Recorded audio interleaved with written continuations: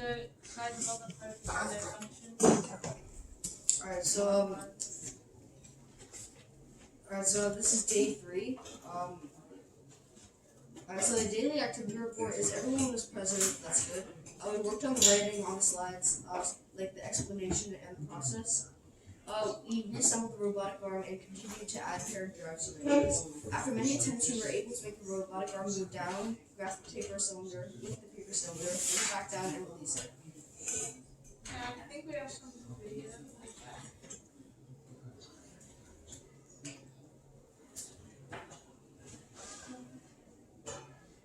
So these are videos of us testing the robotic arm and its functions to see if it was working.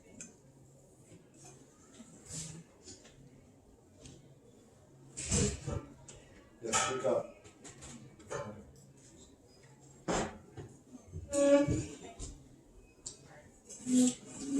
Alright, so the steps, the first step was starting from the tower, assembling the previous steps.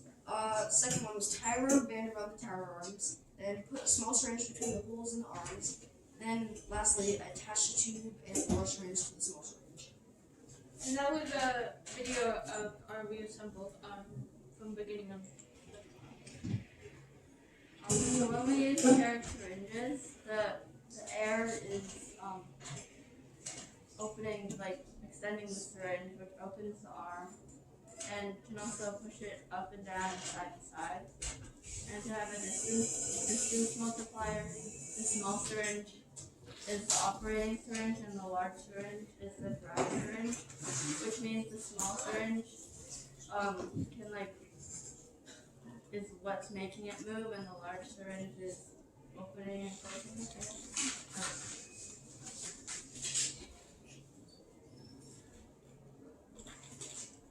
And then these are videos from our first draft one success. So these are basically when we tested the arm and it worked lifting something up and down.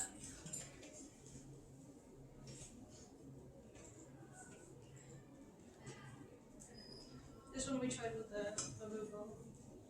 The other one was like a paper cylinder.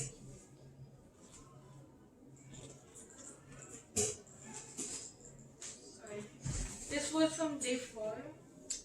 Alright, so the daily activity report, this day the internet was down in the morning, so we weren't able to work on the slides. The good thing was everybody was present, and we worked on trying to turn the robotic arm. We also had a broken syringe and filled out a request form to get it fixed. So these are photos of our disassembly, the request form we put in for the syringe, and where we left off, and the reassembly. And then these were some failed test videos from that day.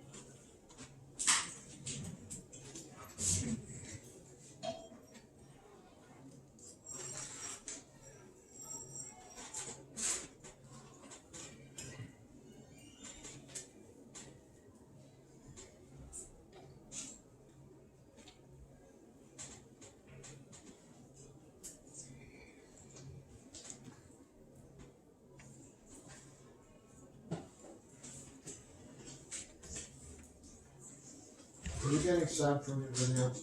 No. So the reason why we use the rubber band is because Alright. So basically, the rubber band was used for its kinetics and potential energy transfer. So while the rubber band is in motion, like when it's being stretched, it has potential energy. No, it has kinetic energy because it's moving, and then while it's stretched, it holds the potential energy, which is the energy stored from the kinetic energy. And then when it's let go again, the potential energy is transferred back into kinetic energy because it's returning to motion. Alright, so day 5, our objective was just to continue working. These are the classes of levers for the different classes of levers in the arm. So the up-down syringe we said was an example of a class 1 lever because on one end the syringe acts as the input or the effort, and then in the middle the fulcrum pin is the fulcrum, and on the other end the load or the output force is on the other side of the arms. The side-to-side syringe was an example of a wheel and axle because the tower is the wheel and the nut acts as the fulcrum or the axle in the middle, and the tower turns around it. And then the class 3 lever we said was the grasp and release syringe because the input force from the syringe is in the middle, and the arms on either side of the syringe are the fulcrum and the output force. Alright, day 6, make their robotic arm turn. So the daily activity report, today everyone was present except for Jalen. We worked on figuring out how to turn the robotic arm, and we got and used some extra rubber bands to help the arm turn, and we were finally able to make the arm turn back and forth 4 inches. These are the photos. And then unsuccessful test video.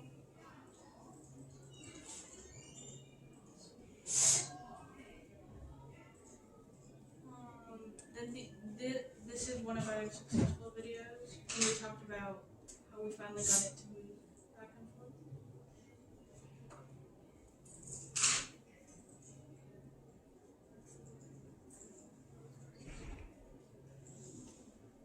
Alright, day 7. So the daily activity report, everyone was present. We had a problem with the rubber band being used to turn the robotic arm, and because that was too long, so I got a new one from Professor Hubbard, and we continued to perfect all the operations of the robot. Here are the photos from the day. I was working. Here's some videos. You don't have to watch all of them, but it's just our progress we made building the rock. That was a video of it explaining.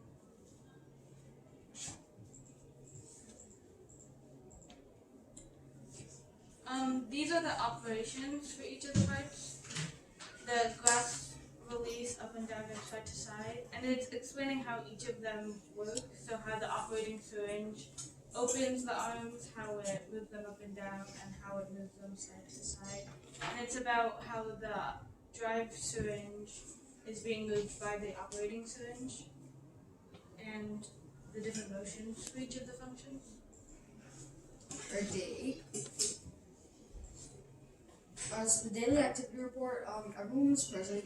We made sure that we were completely comfortable setting up the robotic arm. After a few tests, we were able to make it perform all the functions. So these are photos from the day, and then a test video.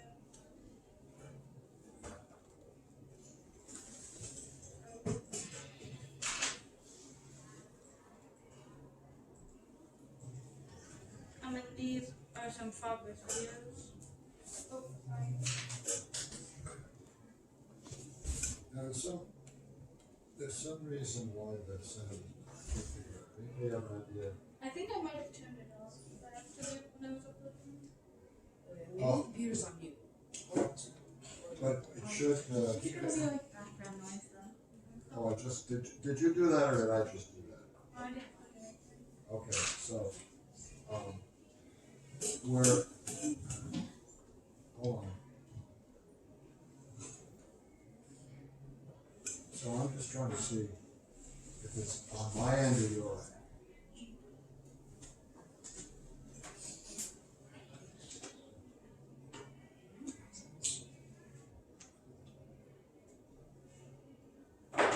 No, I did it again. I hit sound and it disappeared. Jack, no.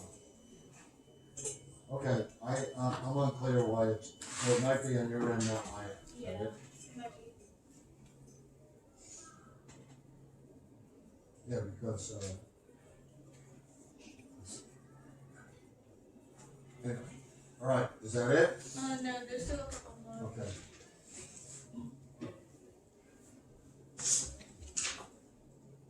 So this was day 9. Alright, so the activity report, everyone was present except for Jalen, and we tried to secure the syringe using a wire. We had trouble securing the syringe to the tower using the wire, but eventually we were able to connect. We were able to use a small hole on the bottom of the syringe to connect them. These are photos from day 9, and we have a video.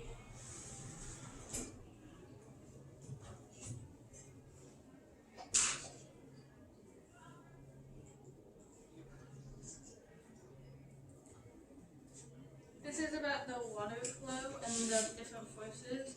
So So the syringe being pushed and pulled makes it move the robotic arm. So the forces are moving the robotic arm. And for the water flow, when the water is flowing from a small syringe to a big syringe, it's being used as a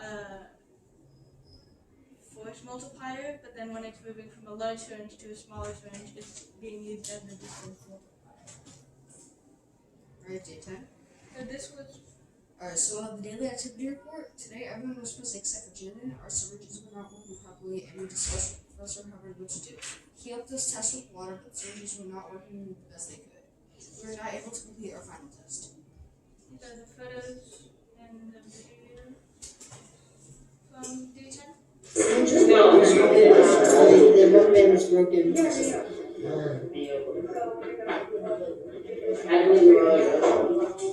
Wait, so which one? You just gotta be careful. But part of the issue is that these things have been pulled open and closed so many times.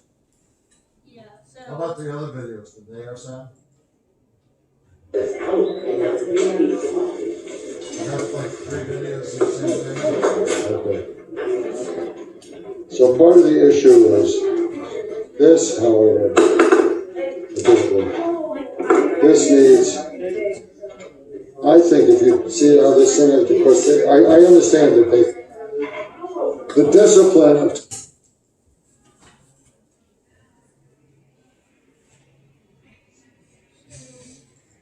as you can tell, this is really working in that video. And So, a vector is an arrow that shows the direction and magnitude of a force.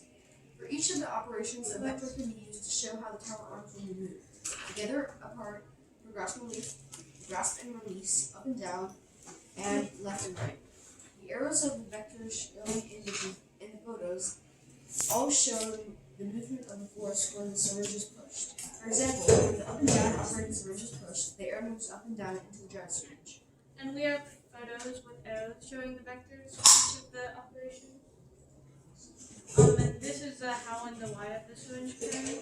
So the syringe pairing helps the machine do different operations. So if you pair a smaller syringe and a larger syringe together, it multiplies the force or the distance of a lever. So the smaller syringe, if it's an operating syringe, it will become a distance multiplier. And if the larger syringe is acting as an operating syringe, it becomes a force multiplier. And this is our final operation video. go.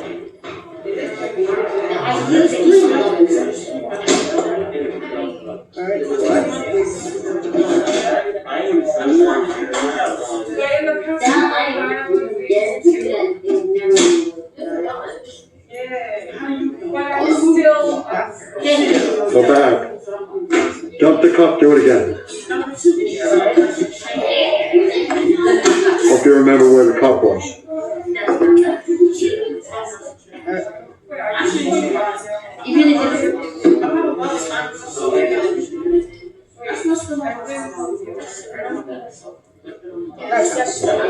Next time, if it sticks next time, lower it and bump it on the cup so it falls out. Hurry up. All right, put it back, all the way back. Down to the bottom, all right. Nicely done, all the way around, including the operating of the device, which was one of the smoothest ones that we had. Okay, thank you very much. Just because the bell went on the thing, let's see. All right.